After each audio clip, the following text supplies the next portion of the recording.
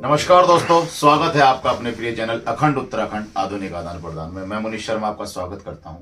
आज हमारे साथ हैं विशिष्ट अतिथि श्री श्री 1008 स्वामी प्रबोधानंद गिरी जी महाराज और हिंदू रक्षा सेना के राष्ट्रीय अध्यक्ष भी हैं। तो जैसा कि आप लोग जानते हैं, इस समय दो विषय बहुत इस समय तूल पकड़े हुए हैं पूरे भारतवर्ष में। पहला मामला यूजीसी का और दूसरा मामला अभी मुक्तेश्वरन जो शंकराचार्य जी हैं उनको लेकर जो घटना घटी थी उसको लेकर। तो आइए बातचीत करेंगे, विस्तार से बातचीत कर लेते हैं, दोनों मुद्दों पर क्या राय रखते हैं, क्या कहना चाहेंगे। नमस्कार, स्वागत है आपका। धन्यवाद आपको, बहुत बहुत आपको धन्यवाद। स्वामी जी, एक चीज जानना चाहूंगा, शुरुआत कर लेते हैं हम अभी यूजीसी से लेकर। देखिए, एक तरफ तो जो इस समय सरकार है, भारतवर्ष की सरकार है, वो कहीं ना कहीं संगठन के ऊपर निर्धारित है, संगठन के ऊपर आधारित सरकार है और कहा जाता है कि संगठन को लेकर साथ चलने वाली सरकार है। लेकिन उसी सरकार के द्वारा एक प्रस्ताव पारित किया जाता है, एक नियम जो है लाया जाता है यूजीसी के अंतर्गत, जिसमें सवर्णों को अलग कर दिया जाता है और बाकी ओबीसी और एससी एसटी को अलग कर दिया जाता है। इस स्थिति पर क्या कहना चाहेंगे, क्या ये कानून जरूरी था इस समय? यूजीसी भारत के लिए काला कानून है और काला कानून क्या है, काले अंग्रेजों द्वारा भारत को फूट डालो राज करो की नीति के तहत ये कानून लाया गया है। यूजीसी ला करके यहाँ पर सामान्य वर्ग और गैर सामान्य वर्ग को बांटने का काम किया गया है।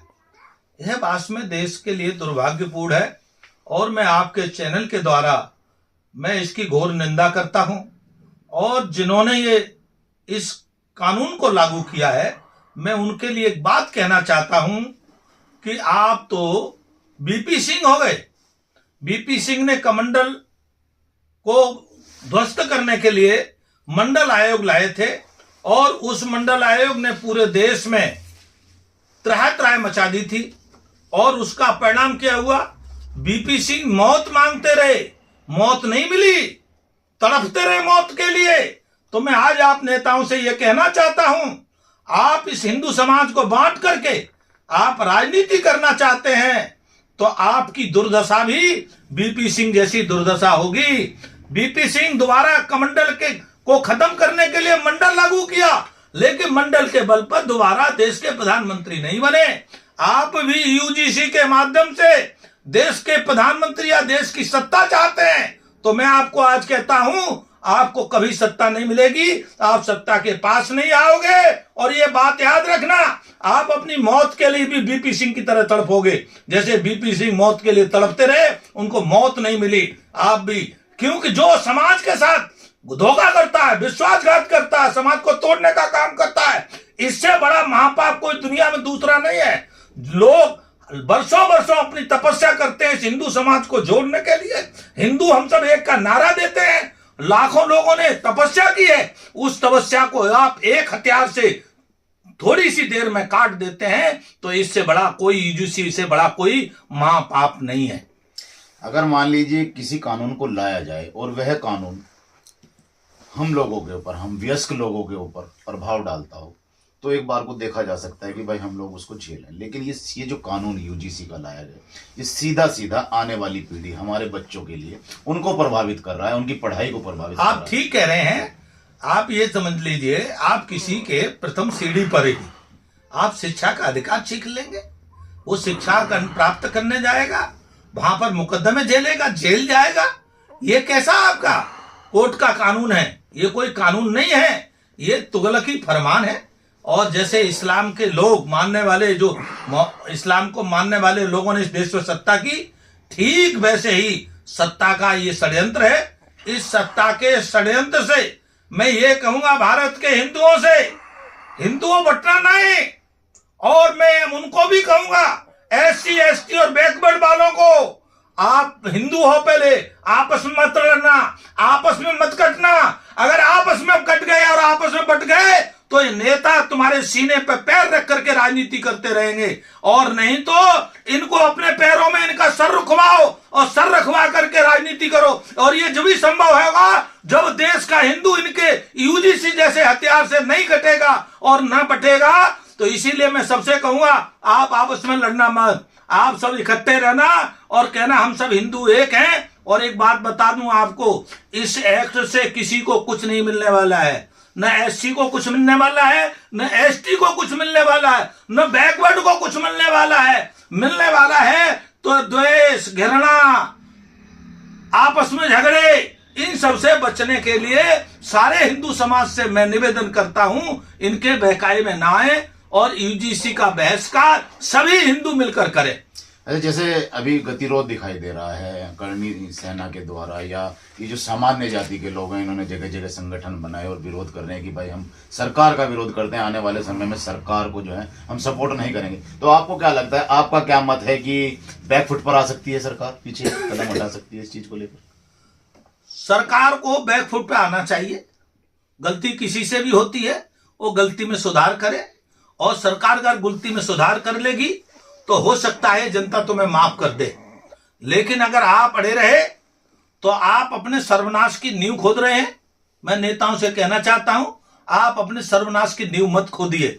आप ये सोच रहे हैं कि इस हथियार से किसी एक बढ़ते हुए महापुरुष पर हमला करके आप उसकी राजनीति की हत्या करना चाहते हैं, तो ये आपकी भूल है।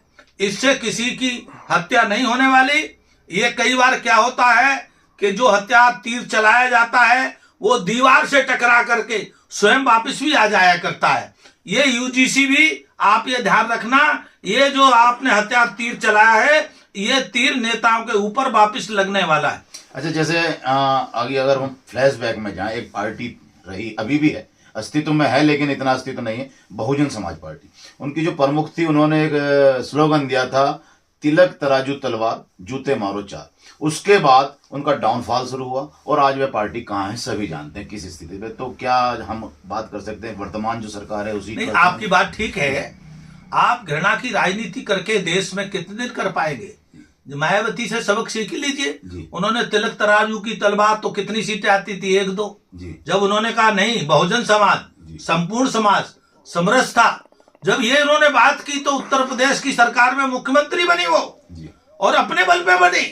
तो मैं आपको नेताओं को ये बता देना चाहता हूं, आपने जो घृणित इरादे से, घृणित योजना से, घृणित इच्छा से आपने जो घृणात्मक काम किया है, घृणा पैदा करने वाला काम किया है, ये आपका, समाज का, देश का किसी का भला नहीं करने वाला है। कहते हैं जब उसको आभास हो जाए कि गलती हो गई है तभी उसे वापस आ जाना चाहिए। यूजीसी जैसे बिल को तत्काल सरकार वापस ले, इसके अलावा और कोई दूसरा उसके पास रास्ता नहीं है। एक सवाल इसी पर और बनता है, हमारे यहाँ उत्तराखंड की अगर बात की जाए, उत्तराखंड की राजनीति में 90% जो सांसद हैं या विधायक हैं, जो नेतागण हैं, वो ज्यादातर सामान्य जाति से आते हैं, अगर हम यहाँ की डेमोग्राफी देखें तो। लेकिन आज की तारीख में इस नियम के विरुद्ध किसी के मुंह से जवाब नहीं निकल रहा है, कोई जबान नहीं खोल रहे, दही जमी हुई है उनकी जबान पर। क्या कहेंगे नेताओं के विषय में? देखो, उत्तराखंड की राजनीति का अलग होता है जी। उत्तराखंड ने आज तक कोई भी राष्ट्रीय राजनीति में कोई विशेष आंदोलन नहीं किया। उत्तराखंड क्षेत्रीय राजनीतिक महत्व निश्चित है। यहाँ के नेता क्षेत्रीय राजनीति में बहुत रुचि लेते हैं, चाहे वो उत्तराखंड डिवीजन का मामला हो, चाहे अभी अंकिता का मामला हो। ऐसे कई सारे आप उदाहरण देखेंगे तो क्षेत्रीय समस्याओं पर तो आंदोलन खूब खुल के करते हैं, लेकिन जो पूरे राष्ट्र की समस्याएं होती हैं उन पर ये मौन रहते हैं। इनकी पुरानी आदत है मौन रहने की, और ये उत्तराखंड को भी मौन तोड़ना चाहिए। उत्तराखंड ने योगी पैदा किए, बस दिए नहीं, दोनों में अंतर है। जी। उत्तराखंड ने पैदा किए हैं, दिए नहीं। मैं इसलिए कह रहा हूं, जब कुछ वो समर्थवान हुए तो उत्तराखंड छोड़ के चले गए और गुरु के चरणों में रहे, वहां जाके उन्होंने सीखा।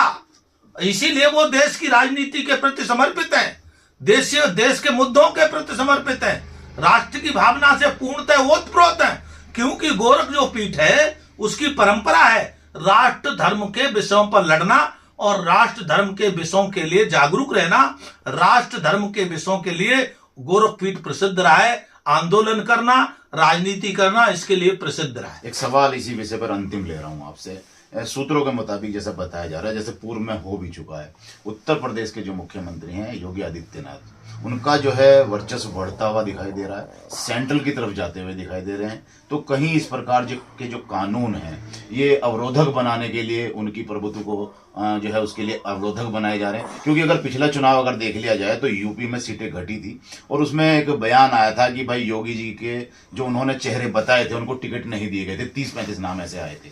तो क्या ये जो इस प्रकार यूजीसी वगैरह का जो प्रपंच है ये योगी जी का रास्ता रोकने के लिए इस प्रकार भी हो सकती है कुछ घटना? देखो, ये वास्तव में जो राजनीतिक विश्लेषण करने वाले हैं उनका भी यही कहना है कि आने वाला समय जो बड़ा चुनाव है वो उत्तर प्रदेश का है। 2027 में विधानसभा के चुनाव हैं और एकमात्र नेता योगी आदित्यनाथ को पूरे देश की जनता भविष्य का प्रधानमंत्री के रूप में देखती है। ये कुछ नेताओं को अच्छा नहीं लगता और उन नेताओं को इसलिए अच्छा नहीं लगता कि नेताओं की राजनीति है कि मैं ही आगे बढ़ूं, दूसरा नहीं बढ़ना चाहिए। तो आपकी बात से मेरी भी कुछ सहमति है। ये भी हो सकता है कि यूजीसी तो बहाना है, योगी निशाना है। क्योंकि योगी अगर उत्तर प्रदेश में 2027 में हार जाएगा तो देश की राजनीति में उसका स्थान घट जाएगा और घट जाएगा तो वो प्रधानमंत्री का दावेदार नहीं रहेगा। फिर जिनकी प्रधानमंत्री का भविष्य का दावेदार बनने की महत्वाकांक्षा है वो लोग आगे आएंगे। तो ये भी हो सकता है कि अभी इसको हथियार चलाया जाए और फिर बाद में 6 महीने बाद जब तक सब गड़बड़ हो जाए तब तक पता लगे वापिस ले लिया जाए। एक अंतिम सवाल आपसे लेना चाहूंगा, शंकराचार्य जी को लेकर, उस घटना को लेकर क्या कहना चाहेंगे आप? बस इतना थोड़ा सा बता दीजिए। योगी जी से पिछले 8-9 साल के काल में कोई बड़ी भूल हुई तो यह बड़ी भूल हुई कि स्वामी अवमुक्तेश्वरानंद जी के ऊपर जो उनके प्रशासन ने हमला किया, दुर्व्यवहार किया, बहुत निंदनीय था। और हमने पहली बार अपने काल में इतनी दुर्दशा और इतनी दुर्व्यवहार के साथ हमला होते हिंदू भटकों पर, ब्राह्मण बालकों पर, वृद्ध सन्यासियों पर उनकी चोटी खींचना, कपड़े खींचना, जूतों से मारना, ये वास्तव में बहुत घृणित कार्य हुआ। और इस घृणित कार्य के लिए उनकी आत्मा इतनी दुखी कि 10, 11, 12 दिन वो बाहर बैठे रहे मुक्तेश्वरानंद जी और दुखी होकर के, दुखी मन से काशी गए हैं। अभी भी उनको मैं यही कहूंगा, उत्तर प्रदेश सरकार के प्रतिनिधियों को जाकर के क्षमा याचना करनी चाहिए। क्योंकि सन्यासी और ब्राह्मण पर किया हुआ हमला ये पाप नहीं, महापाप है और इस महापाप से जलने से कोई बच नहीं सकता। तो मैं उत्तर प्रदेश सरकार से मैं कहूंगा, इस महापाप से जलने से बचने के लिए आपने 14-15 दिन तो खो दिए और अब भी आपके पास अवसर है। क्योंकि कल मैं सुनना था मुक्तेश्वरानंद जी का भाषण, वो कह रहे थे कि उत्तर प्रदेश सरकार ने, उत्तर प्रदेश के प्रशासन ने क्षमा याचना का समय तो खो दिया है, लेकिन क्षमा करने का कोई समय निश्चित नहीं रहता, कभी भी क्षमा की जा सकती है। तो ये मैं उनकी संत हृदय जैसी दयालुता ही से समझिए कि जो उन्होंने इतना घोर अपमान होते हुए भी आज वो ये कह रहे हैं कि क्षमा कभी भी किया जा सकता है।